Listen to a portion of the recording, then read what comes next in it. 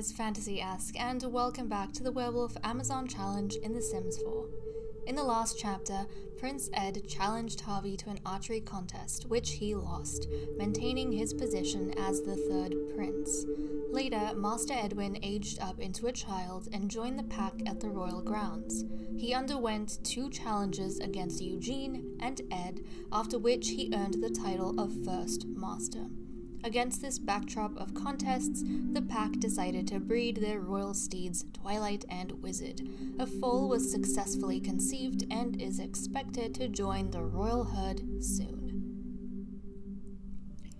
So guys, something I want to start doing with my Sims is when we jump into the different sections of the chapter to, fulfill their whims, which is still going to be a focus of mine, I want to try and take some time to, on my own, write some notes about why they're doing a certain interaction so we can kind of add more story to the relationships rather than going through empty interactions and just having someone ask how their day is over and over again without there being a reason behind it.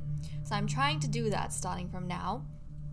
So we're gonna jump to Lady Helen because she wants to cloud gaze with Prince Will. Also, I find it so cute. I mean, she came up here, I'm pretty sure, to insult or yell at Ralph, but I find it cute the amount of times we find this family sticking together in a unit of their own. I think this is the second time I have seen Helen, Ralph, and their son Edwin together, and I did not even realize that there are certain outfits Helen has that matches with the purple in Edwin's outfits, but that is just so cute. They look like a perfect family right now. Anyways, she has been wanting to cloud gaze with Will, and let's go down first and see where the heck Will is. Oh, okay. Well, this is unexpected. Will and Jim are in the hot tub together. Why are you in the hot tub together? This is only strange because the only times I've seen the wolves in the hot tub has been to Woohoo, so I don't know what that's about. But we are gonna get her to come and cloud gaze with him. Can we come and cloud gaze? Okay, she's coming on down. And once she has joined Will over there, I definitely want to talk about why this might be the case, or why she might be wanting to go ahead and do this. Okay, we have Edwin going down as well. I'm really warming up to Edwin, and I think that's more so because of what's happening on Helen's end. I think the way Helen is gonna start acting with her son is kind of making me feel a little bit sorry for him, and that's in turn— oh my goodness, Twilight's about to have a foal. Whoa, Twilight is about to have her foal. We need to go check up on her. 2 hours. Okay, we have 2 hours before she has the baby. Okay, do you have to get into the hot tub to ask him to cloud gaze? I mean, okay. Okay, they're both gonna get out, hopefully, and do that. So Helen here wants to talk with Will about her son's education in the royal den, because remember, right now, while the horses, were getting ready to welcome a foal into the herd, we had all the kids move back to the royal den, so they're staying with the shepherd.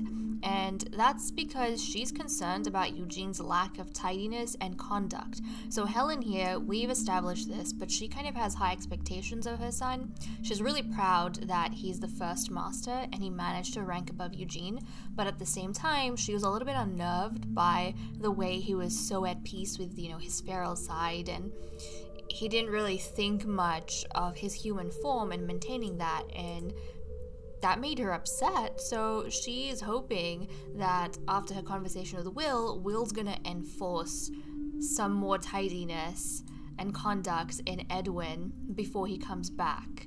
She kind of has these high expectations and she wants Edwin to live up to them because, she has probably grown up a certain way with her family. Like her grandmother tried to break away from being slaves and or servants for the warlords, or the military families that they used to work under, and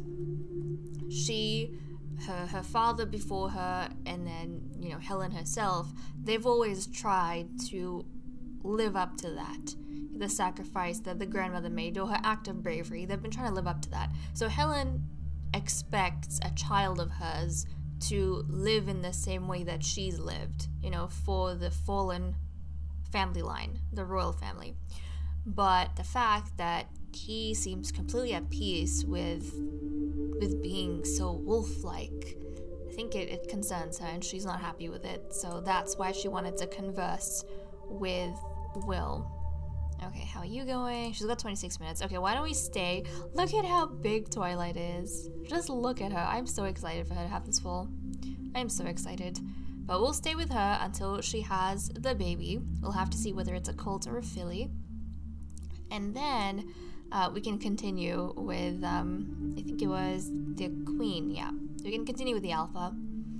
We had some notes on the alpha's whim as well. So little things like this, trying to explain why certain interactions are happening, what could be a story, a reason behind that, I think is going to be really, really good to help develop our characters and their lives. Okay, here she goes. Here she goes. She's about to have her foal right over here, right in the garden. This is so cute. I don't know where Wizard is, but, Wizard can be where Wizard is. We're staying right with her. And she's all on her own. Aww. Well, I mean, everyone's gonna be hopefully running around the foal when the foal does arrive. And a foal is born. Oh, it's a colt. Oh, that's exciting. Twilight just gave birth to a foal. What would you like to call him? So last name is optional, so we don't have to give a last name. First name. Okay, this is going to be little baby Stone. So Stone, I'll give the last name Curse because I think the other horses have that last name too. I think. Might not. I suppose I could always add a last name in Cass. So we'll leave the baby's name Stone for now. And yeah, I think he went. Oh, the parents did have a last name. That's fine. Where'd she go? Where's the baby? Oh, whoa. Well, the baby just arrived quite suddenly, but that's so cute. Oh my goodness, that is so cute. That's adorable. Aww. Oh, that's adorable. Okay, guys, well, there it is, Stone. Stone is a little bit dazed from being born, no doubt. Oh, that's adorable. So the horses do not seem to disappoint, in the sense that they are like the other pets in The Sims 4. They're either exactly like their mother or exactly like their father, which is a little bit disappointing, but hey, it is what we have. You know what I could do? I could go ahead and switch up the genetics of Stone a little bit, and we can just say his coloring has changed slightly over the next couple of days. So I think that's what I'll do, actually. Or, the couple of hours, his coloring has changed. It's okay, it's a magical world, okay? It's a fantasy world. Maybe that's how the horses operate here. It's kind of like how puppies sometimes are born a certain color, and as they get older, other colors get more defined, or certain colors fade. Right, so I am actually going to go ahead, and I think what I want to do, I'm going to keep the original coat that she has from her mother, but I think I'll give her her father's mane and her father's eye color, because I think that, it's a boy, so I'll keep the, we'll make it, I think that's what we'll do. We'll use the same concept that we do with the werewolves for the baby horse genetics. So basically, because Stone here is a boy, he's a colt, we'll give him his hair color and eye color from the father, but he can keep whatever skin tone he has. So we're gonna give him the father's main color and the father's blue eye color. So I'll get that worked out and then we'll come back and check up on him. But what is this? Breedable trait. Congratulations on the birth of your new foal. Stone has gained the unique breedable trait Hardy. Oh. What does this mean? Oh, that's cute. So he's defiant, needy, and hardy.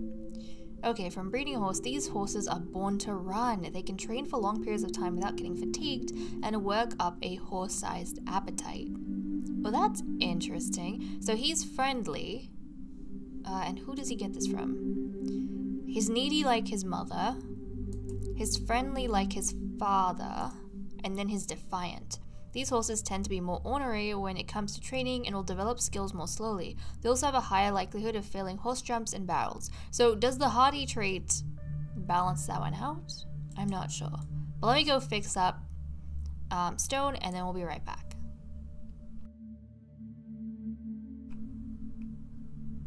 We are picking up in the very early hours of Sunday morning, and it seems as though I have racked up quite a few notes, which means we have some developments to go through. And it's exciting, I have to say. It's definitely exciting because now we have more story points to look forward to for all the actions that our Sims, take. But our adorable colt over here, Stone, has been all fixed up and he wanted to go sniff Harvey, which is really cute. But he has his mother's coat, he's got his father's blue eyes, and apparently they're light blue eyes, and he has his father's light mane and tail.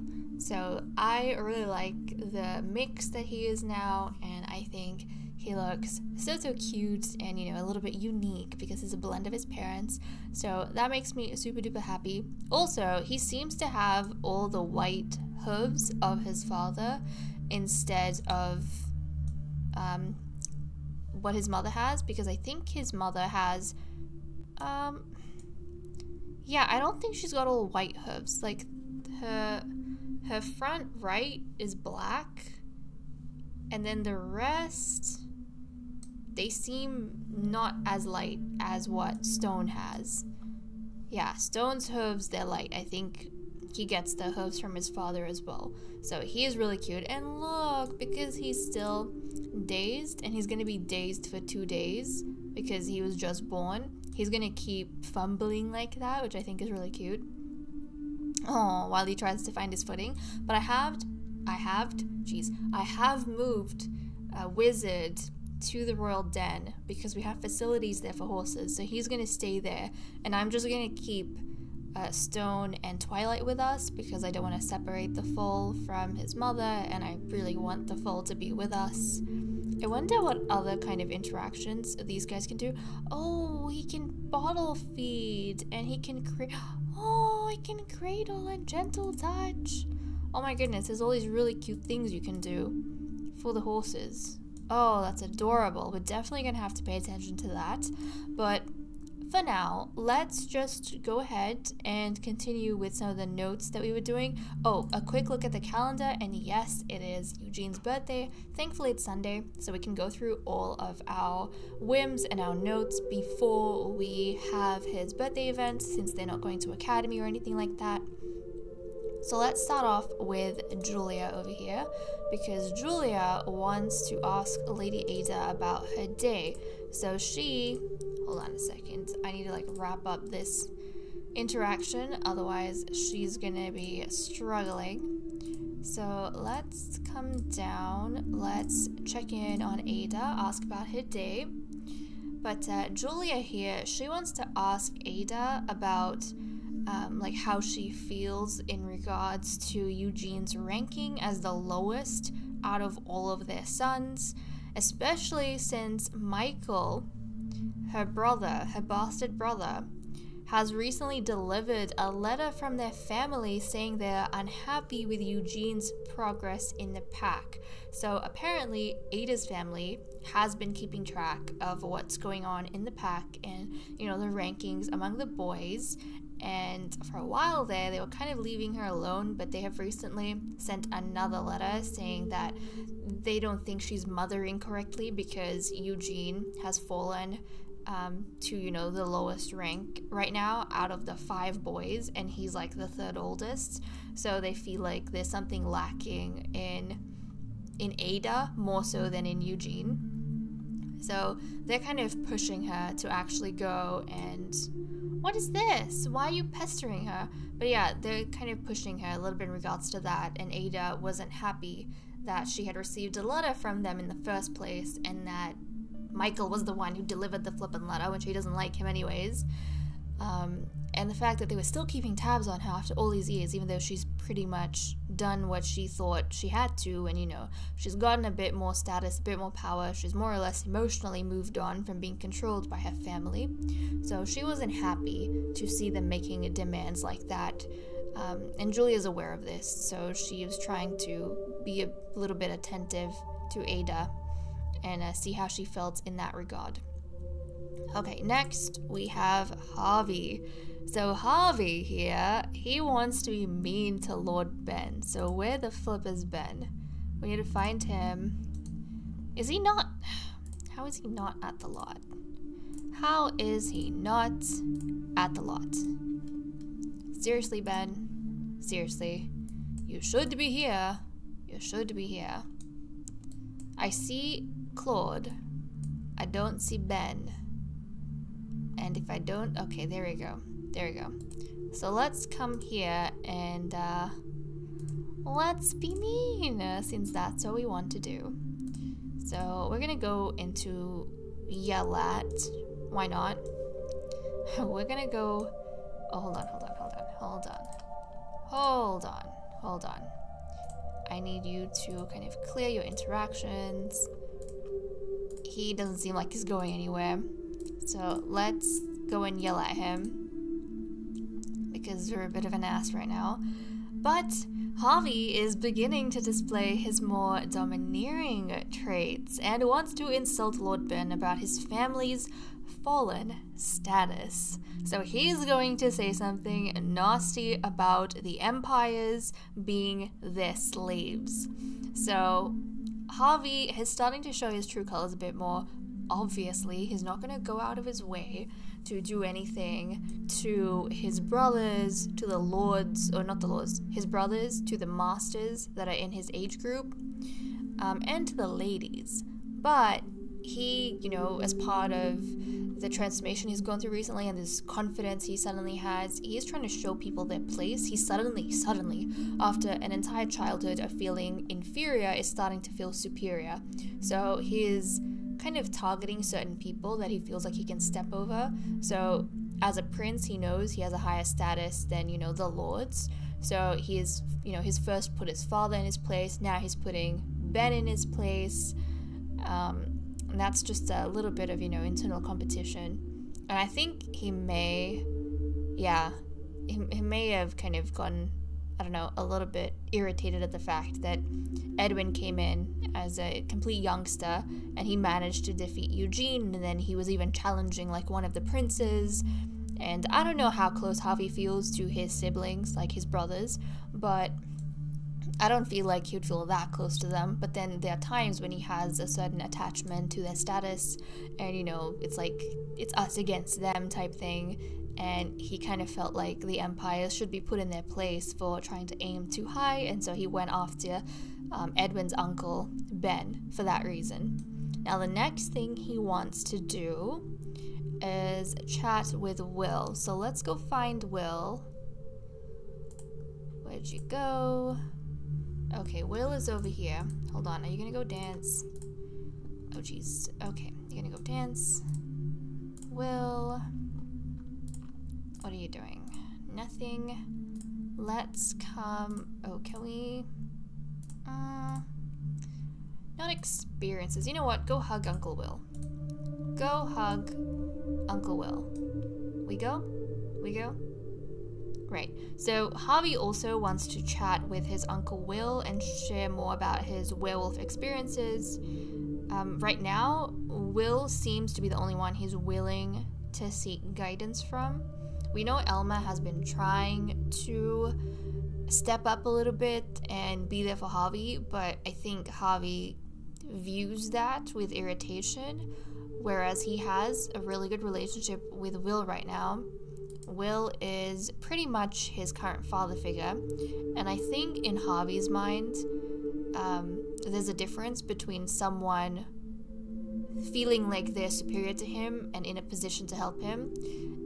There's a difference between that and Harvey seeking someone out on his own for their mentorship. He doesn't like Elma acting like the older brother and trying to show him the way, but he's okay with Uncle Will because Harvey's the one who is seeking Will out. And, you know, Will is the only prince of his generation. He's got that royal status as well. So Harvey feels like Will is pretty much the only person worthy of, like, teaching him anything right now. So we had that going on with them. And now let's jump over to Elma. So unfortunately, I can't stargaze with Will right now, so we won't do that. But I might. Yeah, okay, we won't do a stargaze, but I'll try and just do an interaction because I, had notes for that, and I don't want to miss out on those notes.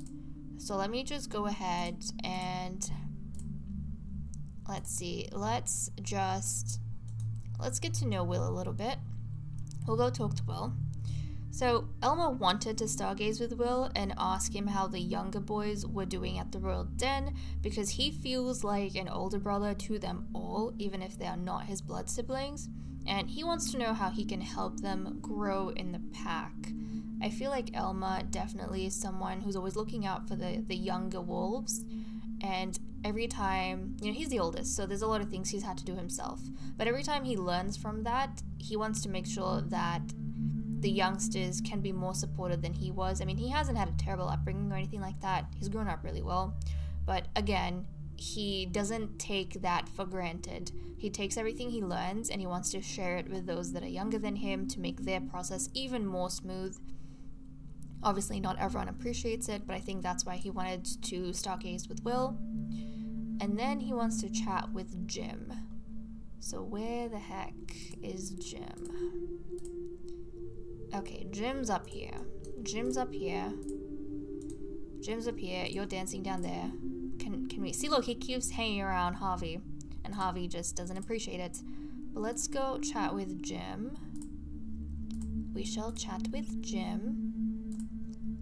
Well, rather than checking in, let's just talk about, the sunny weather. Let's just talk about the sunny weather. So you come up, you chat with Jim. So Elma also wanted to chat with Jim about Eugene. So he knows they have a good relationship, and he's hoping that Jim can tell his son not to be discouraged by his status in the pack. Obviously, we've been talking a lot about how Ada feels about her son Eugene's status. I mean, she's not too worried, but recently she received a letter from her family saying they were worried. So she's not too worried. She doesn't push Eugene too much. Eugene is a genius. He's very academically inclined, so even though in terms of strength he's not seeming to keep up with the others, his mother is okay because he is showing other areas that he's gifted in. But I don't think we've taken a lot of time to actually see how Eugene's feeling about it all. It's mainly from the perspective of, others around Eugene. But it seems as though Elma is thinking about that.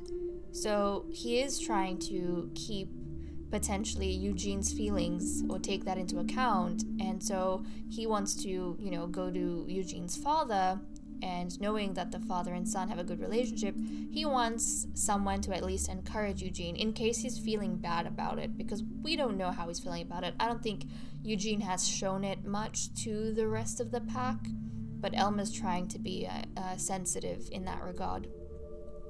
And then, okay, so Helen here, this is another thing we can't do, stargazing with her son Edwin, but I am gonna get her to chat with Edwin.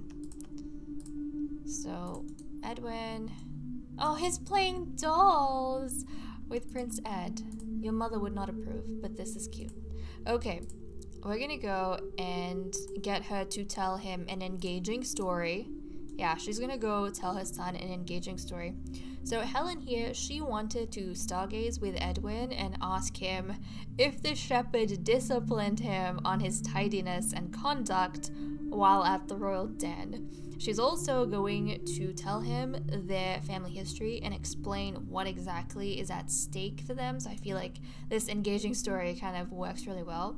Now, before Twilight went into labor and had her baby, before she had, the foal, Helen did have that brief conversation with the shepherd, Will, because she wanted Will to be a bit more hands-on with Edwin while Edwin was, staying at the royal den.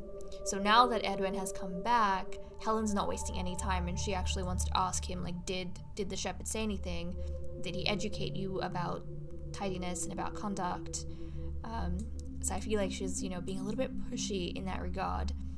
But she wants to hone it in even more so she's gonna share their family history, which I don't think she's had a chance to do that with Edwin just yet. Edwin, obviously growing up in the royal den, would be hearing about the werewolf side of history, not about his maternal side per se. And not only that, when he comes into the castle, it was the archery contest, and he's kind of seen the training with sword fighting that the princes have done. So he's very much been exposed to and focused on the werewolf side of things. And so this is the first time his mother has been able to one-on-one sit down with him and tell him the story of their family history. And obviously, because especially of the sword fighting, he kind of views his mother as the really cool kennel master who is going to teach him sword fighting when he's of age, and is the one who basically considers the sons ready for, the next stage of their lives. So he has a perception of his mother, and he's never looked at her as anything else, but this is the first time he's going to see her not just as the kennel master of the royal pack, he's going to see her as a daughter of the fallen royal bloodline that the werewolves destroyed. So she wants to make sure that piece of history is passed on to him. So there was that, and apparently she's already chatted with Earl autonomously, but I am going to get her to chat with Earl again, because, oh look, and Ben's over here. They're having some family time, which is really cute. But I'm going to get her to chat with Earl again, because there was a note I had for Earl, who apparently has done some swimming. So Helen, we're just jumping all over the place. Let's come down, let's chat with him. Stories? No. We don't want to talk about warm temperature. Why not? We'll come down, we'll talk about the warm temperature. So Helen also wanted to have a chat with Earl about his son Ed. So she believes Edwin will benefit from being Ed's study companion, and is hoping Earl can encourage the third prince to be more friendly with her son. And that's because right now, in terms of status, Ed, he is the third prince, but he has he ranks third out of the 5 boys, and then her son Edwin, he ranks 4th out of the 5 boys. So he's the first master, but his ranking is 4th, and Ed's ranking is 3rd. So she's hoping that Edwin can socialize more with the person who is like a rank above him, and that way he's gonna learn some tricks and techniques and manage to upskill himself, so that in the future, when the time comes for him to do the sword fighting to determine their final ranks for the succession, then he's gonna have like a little bit of an advantage, or he's gonna be able to perform better than he has been performing. So that's pretty much all the notes I had for all the Sims, but honestly, I'm enjoying it so much more, or for now at least. I'm enjoying making these notes because I think it's enriching our interactions a lot more and giving a lot of meaning and context behind why certain Sims are doing certain things, rather than, just like empty conversations and empty interactions. So okay, that's all fine and well. I'm gonna go and set up for Eugene's birthday, and I don't think we'll do it at the castle. what the royal grounds. So I'll figure that out, and then we'll come back and join the pack for Eugene's birthday in 13.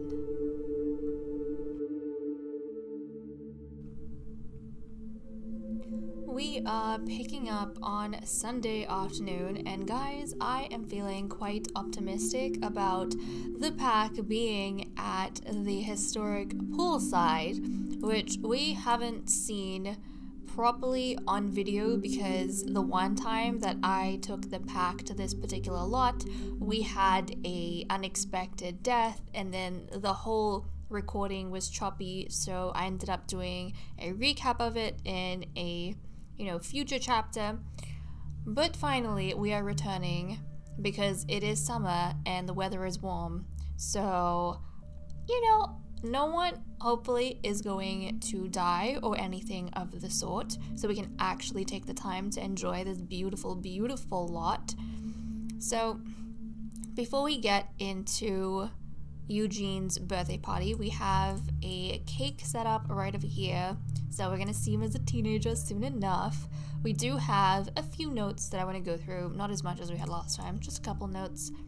We're gonna start off with Elma. Oh, so Elma, he wants to chat with Lady Ada, so we're gonna approach her and we're gonna tell her a dramatic story. Oh, look at him dancing. This is too cute. This is cute, it really is, but oh geez, no. I need you to take a break, and I need you to chat with her, or discuss interests. I mean, that works too. That works too. Okay, nice, so he's gonna chat with her, and Elma wanted to chat with Ada about the letter she received from her family. Apparently, Michael's been spreading the news around, and Elma wants her to know that she's doing nothing wrong with Eugene's upbringing because he's the smartest wolf of their generation. So this is Elma just taking the initiative and being really sweet and caring to not only the boys that are in his generation, but the ladies who are the generation above him.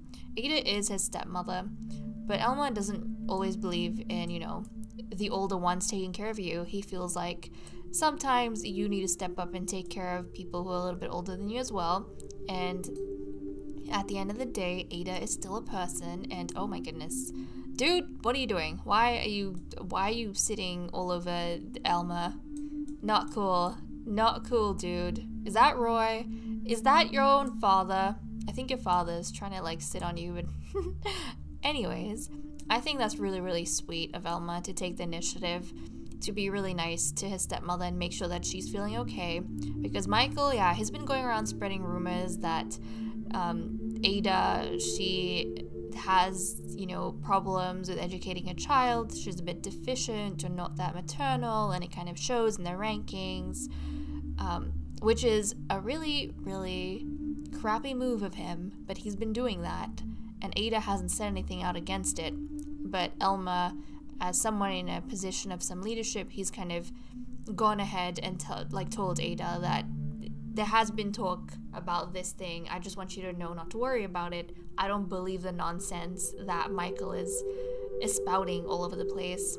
I know that you do your best, and it shows because your son is literally the smartest one out of all of us. So that is that. And then we had some notes with Ada. So Ada wants to ask Julia about her day, so she's gonna check in with Julia. Let's come here and where is it? Let's check in with Julia. Is she busy talking to someone else? Nope. Okay, you can come here. Chat with Julia. I don't know what's happening, but chat with Julia. Come on, okay. I'm hoping she did check in. So, yep, she did that. Now, she wants to check in with Julia about Harvey.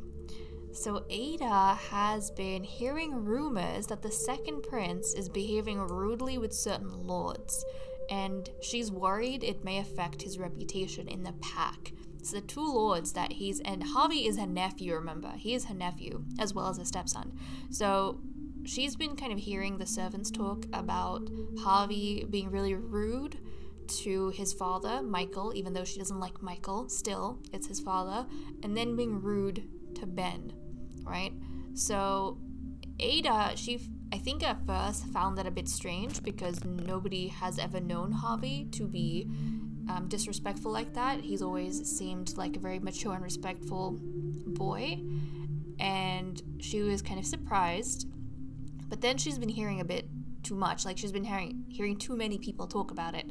So she wanted to just check in with Julia to see, you know, if she's heard anything, or if Harvey's behaving strangely, if she's missed something, and just, you know, to keep an eye out for him, because if he's going through something, then they should probably know about it so they can help him through it. Otherwise, he's just gonna damage the relationship he has with everyone. So that was that one thing, and I'm gonna get her to chat with Julia, who's floating, again if possible. I don't know what argument you guys had recently. Okay, maybe not this. Maybe we can, oh, don't criticize, gossip about family drama. Gossip about family drama. Probably, you know, her own family drama that she is having. Hold on a second.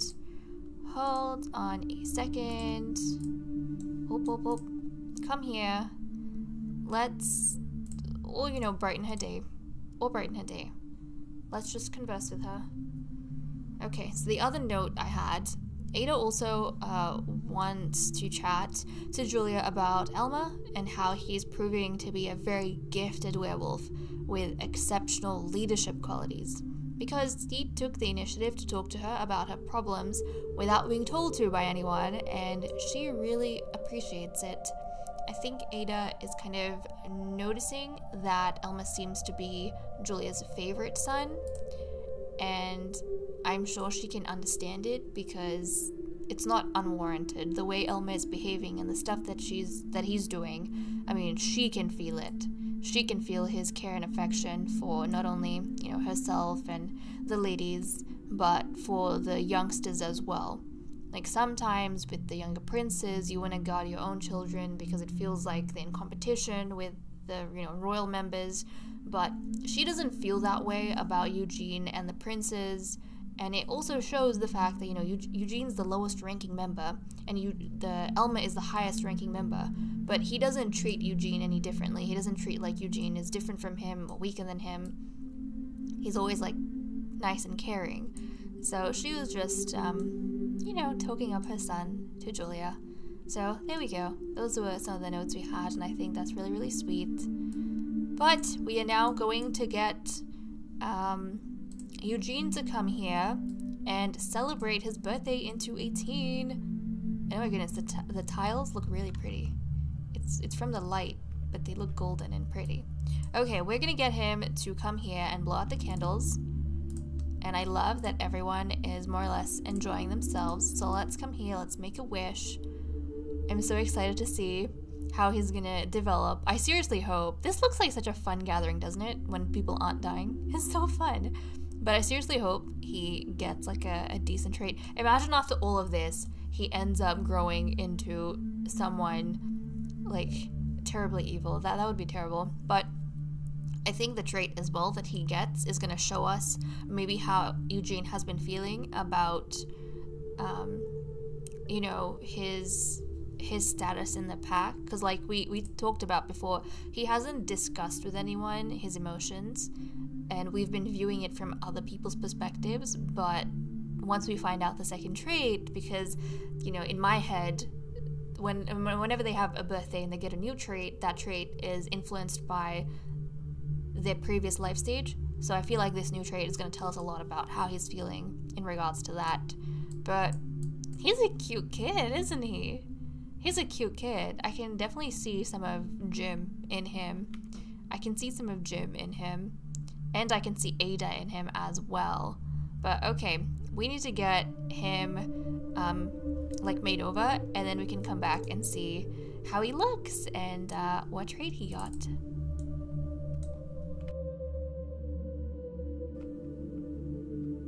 It is Sunday night. We are diving back in after Eugene's makeover before he runs off with someone else.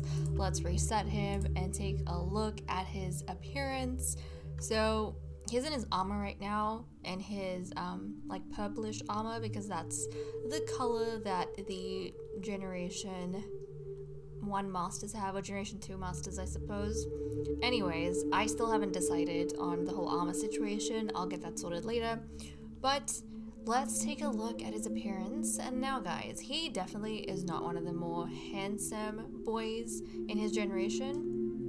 He's not bad looking, but he's not one of the more attractive boys in his generation. He, I feel like, has a lot of his mother in his face, especially like his face shape, his mouth, very much like a wide lips, very much Ada in his appearance. I actually can't tell what, even the nose I think he gets from Ada, I can't tell what he gets from Jim in terms of his features.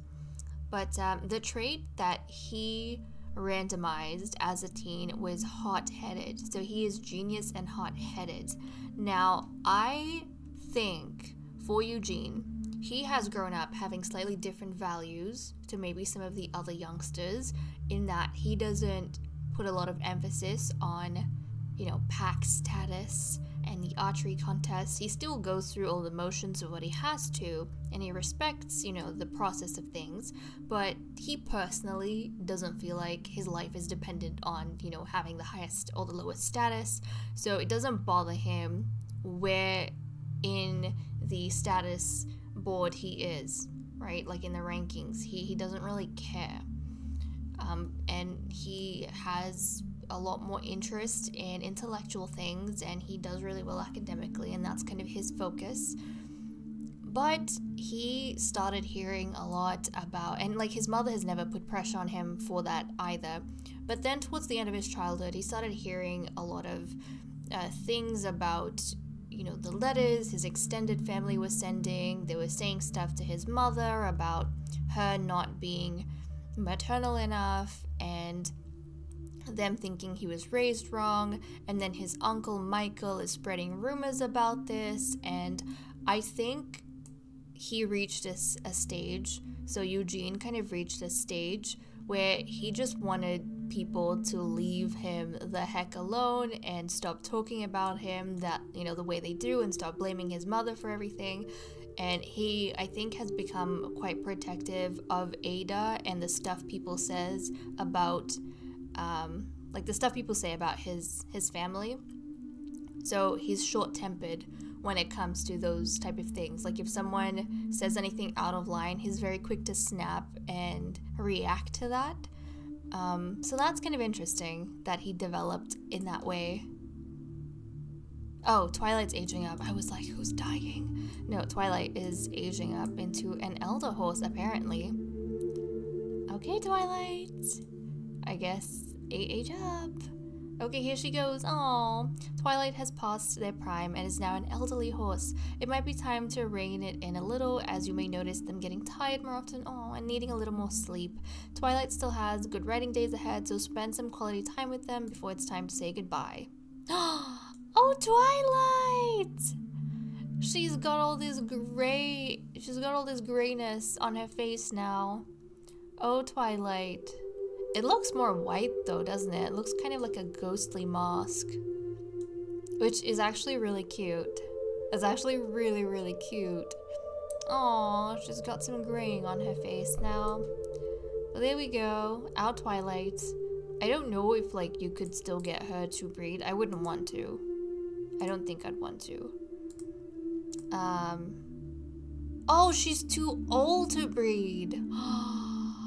Guys, we lucked out. We lucked out on getting that foal out of her.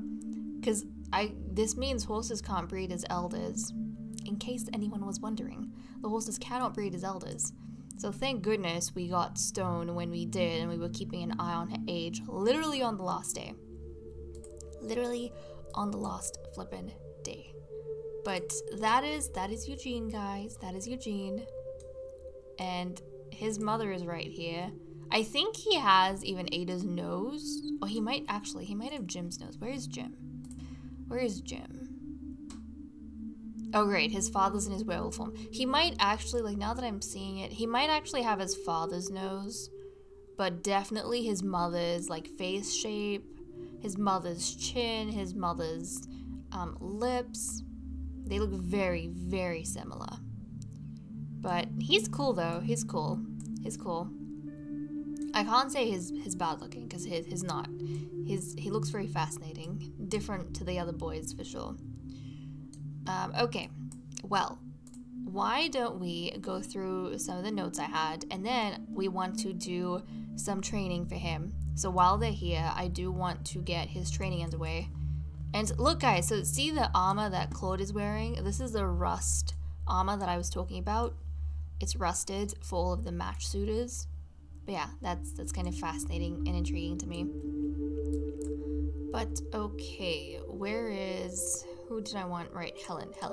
Okay, so Helen, she wants to stargaze with Elma. So you, Elma, let's go stargaze. Let's go stargaze. Right. Are we going? Come on. Let's go off and stargaze. Oh geez. Okay. We're walking off. Nice. So Helen wants to stargaze with Elma and discuss the training plan that she has for Eugene going forward.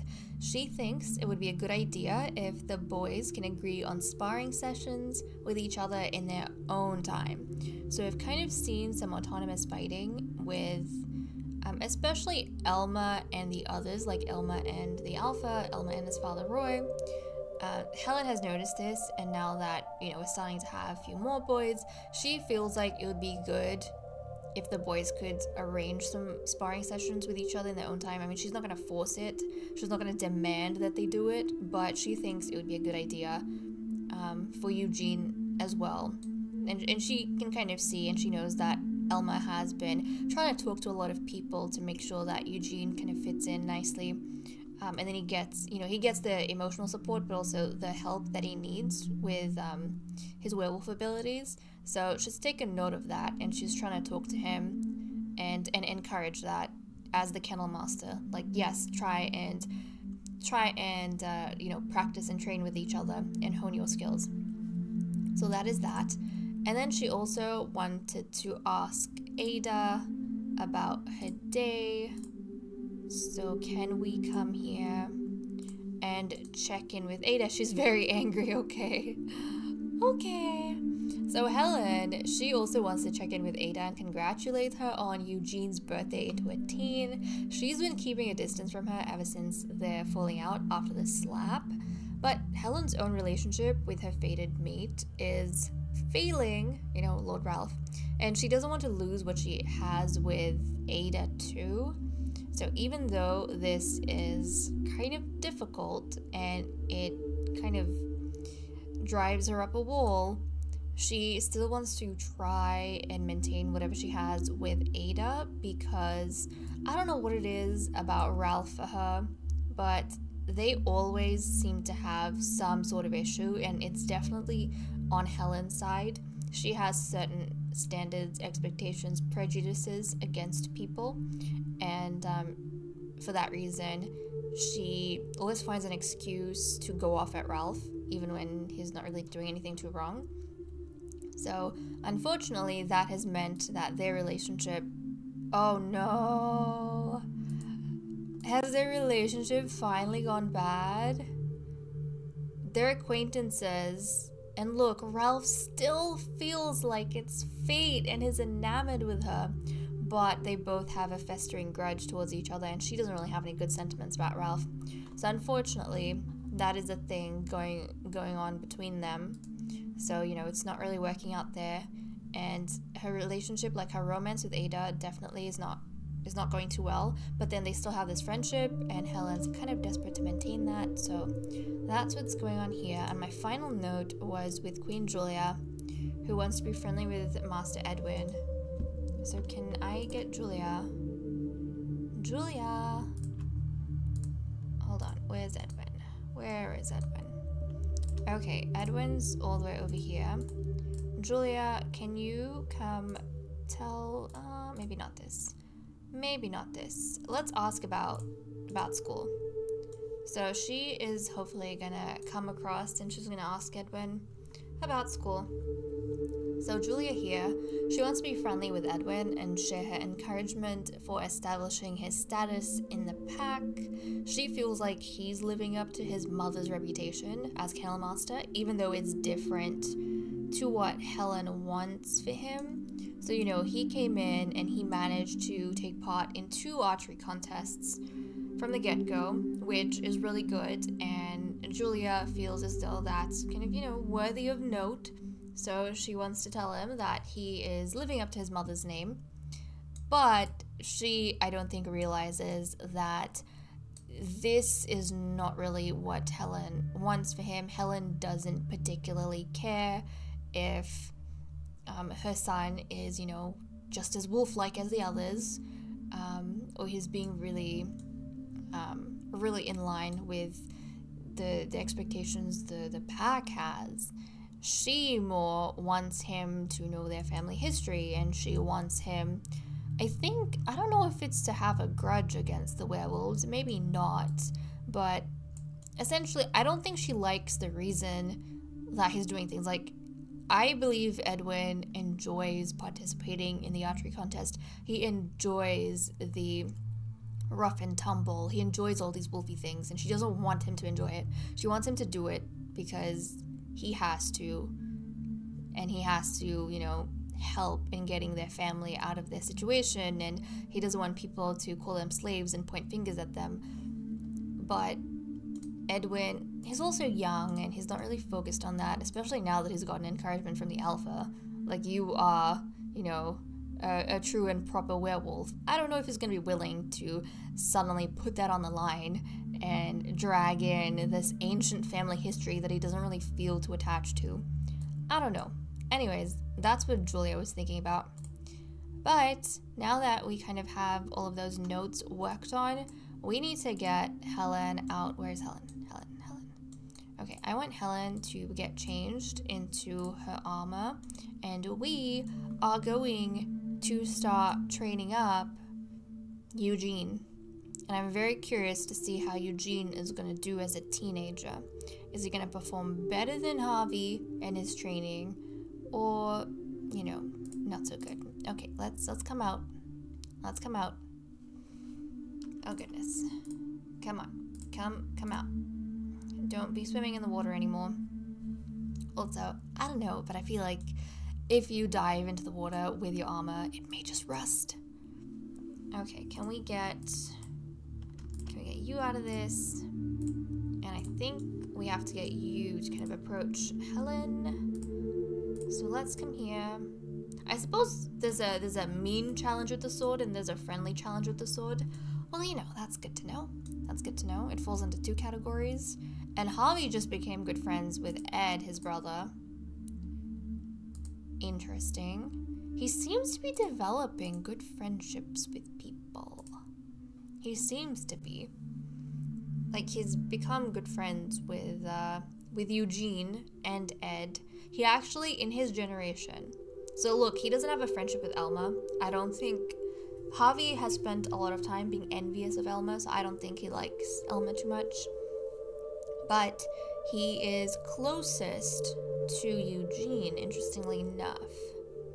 Maybe because, you know what it is? There might be some sort of, like, superiority complex going on where he doesn't feel threatened by Eugene in terms of status and ranking. So he feels comfortable allowing Eugene to be his friend and treating Eugene as a friend because he feels like Eugene's never going to surpass him, and therefore he'll never be in a situation where he's going to be envious of Eugene. It's kind of twisted, but also it does make sense for his character. So these 2, they're going to do some sword fighting in the dark. Oh, I'm excited. I'm excited to see how he's going to perform. Now, if I remember correctly, Elma finished his training in 1 session. Harvey, it took him 4 sessions to finish his training. So I wonder where Eugene's going to fit in that. I feel like if it's anything less than 4 sessions, then that might pose a problem for Harvey. Like, he's not going to be too happy with, you know, his closest friend if suddenly his closest friend is showing some talent. Because yes, they have a status right now, but, you know, their training might be a bit of an indication as to how things could go in the final rankings before succession. And so, you know, Eugene isn't a threat now, but he might be a threat in the future. Okay, so obviously the one isn't going to be enough. So he's going to go and he's going to dive in for a second challenge. So he's terrified right now. He's terrified. He's terrified and is feeling angry. Let's channel that anger. And Ed's just watching. Ed's just watching over there. Being fascinated with this. I think we've established this about Ed's character. He's very, very intrigued and curious about all these things. Okay, so everyone else, they're kind of inside doing their own things. I do want to keep an eye on them. I'm glad that things worked out for this pool outing, guys. I really am. I was worried that things would not go to plan, but they did, so I'm happy with that. And our old butler is also chilling by the sauna. I don't know why, but you know, he's there. He's there. Okay, almost done with your second fight. We could hurry this along. Oh, just taking a casual break. Let her scratch herself. Let her scratch herself. Okay, and is it going to be defeated the second time as well? She does have a lot more skill than him, so you know it would make sense if he was defeated. I wouldn't be too surprised. Okay, he's holding on pretty good though. Yep, so he was defeated a second time, so he's gonna have to go in for another challenge. Okay, this is gonna be the third challenge. I think for Harvey, ideally, he's gonna lose this. His friendship is at stake at this point. His friendship is at stake. If he wins, Harvey's not gonna be happy. Also, does this place have windows? Okay. Harvey's like watching. Harvey's watching through the windows to see how he does. And oh my goodness, look at him. He's like sweating and everything. He's like covered in sweat. Okay. It's okay, my boy. It's okay. Don't be afraid. Don't be afraid. You just fight. You just fight your best, the best way you can. But yeah, if he so much as wins this round, Harvey's gonna be so annoyed and cheesed off, and he might start being mean to him in the future. If he wins the next fight, I don't think Harvey is gonna have too much of a problem. Oh no, well, now he came out. Now he's watching outside. Yeah, he's invested now. He's invested. But if Eugene won the fourth fight, I don't think it would matter too much to Harvey because he still has like a lower status than him. But it would be problematic right now. If he won like at the fifth fight or something, then oh my goodness, I feel like Harvey would love him. It would just reinforce the fact that Harvey is way better than Eugene, and therefore Eugene is an extremely suitable friend to have. Okay, how you doing? He did level up a bit. Okay, Ed just became good friends with Edwin. Oh, that's good. You know why? Because remember earlier on, Helen actually was talking to Earl, and she wanted Earl to encourage Ed to be more friendly with Edwin because she feels like Edwin would make a good study companion to Ed and that he would learn a lot from him. So that's good. I guess the children did listen to their parents. So that's really nice. Oh no. Oh no! He won in the third fight, guys. He finished his training in 3 sessions. Where the heck is Harvey? Okay, Harvey turned around last minute. He wasn't there to see it, but people are gonna talk about this. People are gonna talk about this for sure. And I feel like Harvey is not gonna be too happy. I mean, he might keep Eugene close for now, but I definitely think he's gonna start seeing Eugene as a threat the closer they get to the sword fighting contest. before the succession, or, you know, closer they get to the succession, he's gonna start becoming more and more aware of Eugene. Because apparently, despite his low status, Eugene seems to have been slightly more talented during their training. That could definitely pose a bit of a problem. Definitely. Okay, how's Stone? Stone's being adorable over here. Wants to sniff.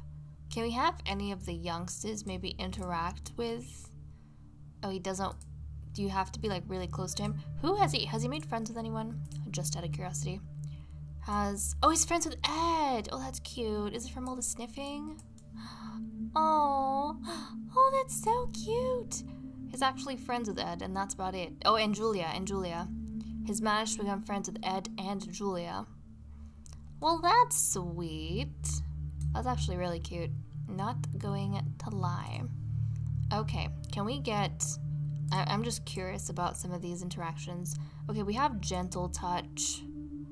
We have that. We have a bottle feeding interaction too. And cradling. What does cradle look like? I'm curious. What does cradle look like? Oh, wow. It might just be coincidence, but Prince Javi can't shake the feeling that others are just constantly judging him. Is it his hair, personality, friends? Oh, it's like a hug. That's cute. Whatever it is, Prince Javi's afraid that this won't be the end of it. Guys, what did I tell you? What did I tell you? Javi probably just heard about the fact. Yeah, because the kennel master joined them at the pool, and Elma's here, so obviously Elma would be very encouraging of Eugene and speak highly of him.